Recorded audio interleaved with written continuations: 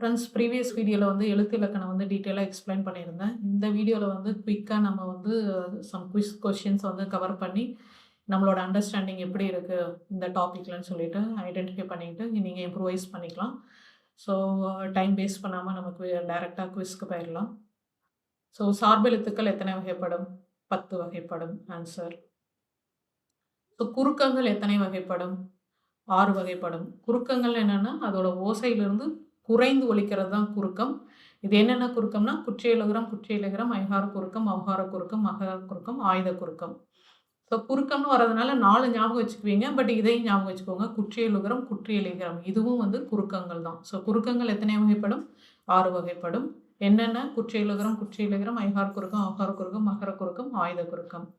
அளபடைகள் எத்தனை வகைப்படும்? 2 வகைப்படும். உயிரளபடை, ஒற்றளபடை. அளபடைனா என்ன? நீண்டு ஒலிக்கிறது அளபடை. ஸோ உயிரளபடையில் எகைன் எத்தனை வகைப்படும்? 3 வகைப்படும். என்னென்ன? செய்யுளிசை, இன்னிசை, சொல்லிசை. ஸோ செய்யுளிசை அளபடைக்கு இன்னொரு பேர் என்ன?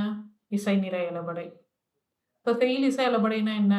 செய்யுள்ள ஓசை குறையும் பொழுது நெட்டெழுத்துக்கள் வந்து அளவெடுத்து நீண்டு ஒலிக்கிறது தான் செய்யுளிசை அளபடை.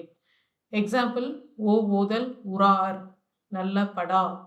ஸோ மொழி இது முதலிலும் இடையிலும் இறுதியிலும் வரும். இன்னிசை அளபடைனா என்ன? ஓசை குறையாத எழுத்திலும் நம்ம என்ன பண்ணுவோம்? இனிய ஓசைக்காக ஆட் பண்ணுறது தான் இன்னிசை அளபடை. இதெல்லாம் எக்ஸாம்பிள். உம்னு ஒரு பாட்டில் ஆட் பண்ணுறீங்கன்னா அதெல்லாம் இன்னிசைக்கு எக்ஸாம்பிள். ஸோ கெடுப்பதும் எடுப்பதும் இதெல்லாம் வந்து இன்னிசை அளபடைக்கு எக்ஸாம்பிள். அடுத்தது சொல்லிசை அளபடைனா என்ன?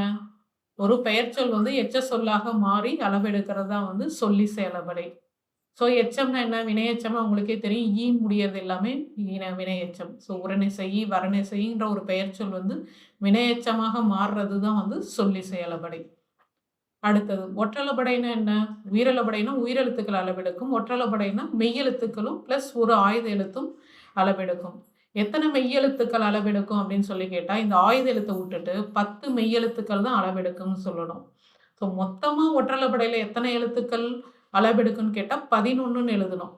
பட் மெய்யெழுத்துக்களில் எத்தனை எழுத்துக்கள் அளவெடுக்கும் ஒற்றளபடையிலன்னு கேட்டால் 10 தான் சொல்லணும். என்னென்ன? ஞனன, நமன, மெல்லினம், வயல், அப்புறம் இன்னொரு இல். ஸோ இந்த 10 எழுத்துக்கள் மெய்யெழுத்துக்கள் அளவெடுக்கும் ப்ளஸ் ஒரு ஆயுத எழுத்து அளவெடுக்கும். மொத்தம் 11 எழுத்துக்கள் ஒற்றளபடையில் அளவெடுக்கும். ஸோ எங்கிறைவன், எக்கிலங்கிய இதெல்லாம் வந்து எக்ஸாம்பிள். ஸோ இதெல்லாம் தெரிஞ்சதுனாவே கட்டாயம் உங்களுக்கு 1 மார்க் கன்ஃபார்ம்டு இந்த எழுத்து இலக்கணத்தில். So see you in the next video, friends. Thank you.